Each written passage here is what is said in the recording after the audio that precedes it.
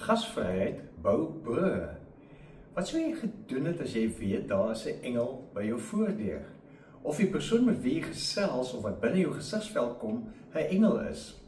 Die skrywer van die Hebreërs herinner die volgelinge van Jesus in Hebreërs 13 vers 2.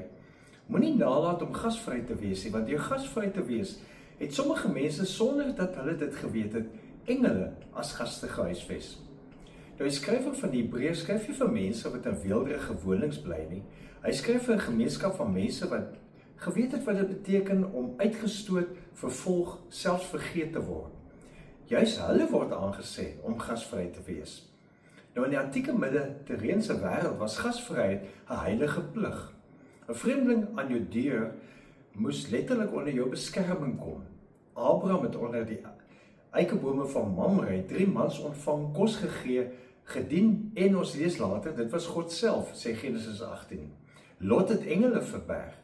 So die skrywer herinner sy lesers dat jy nooit weet wie jy ontvang nie.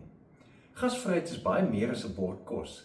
Dis 'n houding van oop arms, van oop harte, van oop deure. In Suid-Afrika sien ons hoe gasvryheid gemeenskappe dra, van sopkombuise tot buurtwagte, van kerkbazaars tot mense wat hul krag deel tydens beurtkrag. Dis nie groot gebare nie, dis die klein dade van gasvryheid wat uiteindelik brûe bou.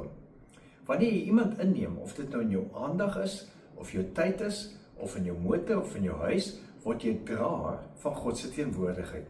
Jy word 'n brug na verbondenheid.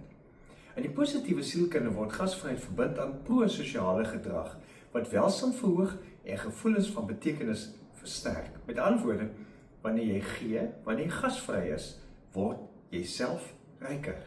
Leef geïnspireerd.